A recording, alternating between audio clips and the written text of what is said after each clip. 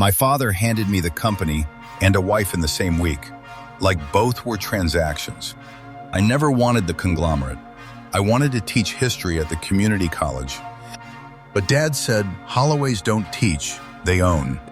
So I married Vivian because she came with a shipping contract worth 8 figures. And I smiled at the altar like a man who wasn't already in love with someone else. Vivian figured out I was hollow on our honeymoon. She didn't cry. She just said, I'll make you regret wasting my time. 3 months in, she started CCing my father on every email I sent, feeding him proof I was unfit to lead. And the woman I actually loved? She worked 2 floors below me, running logistics, pretending we'd never touched.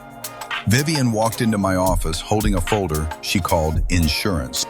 Inside were performance reviews she'd rewritten to make me look incompetent, each one co-signed by my own father.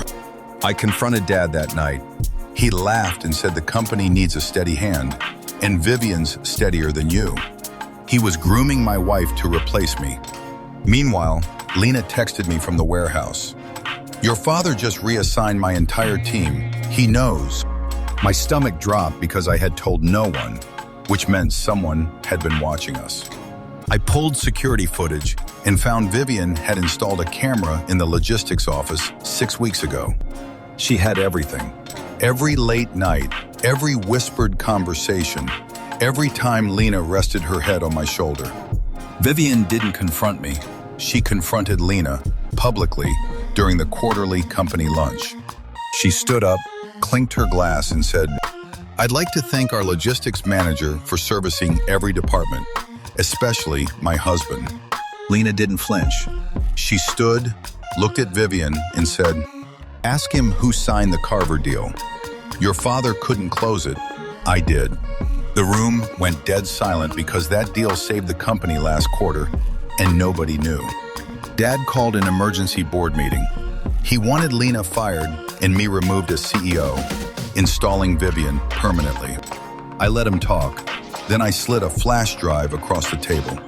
On it were 3 years of wire transfers, my father siphoning company funds into a personal account in Vivian's maiden name.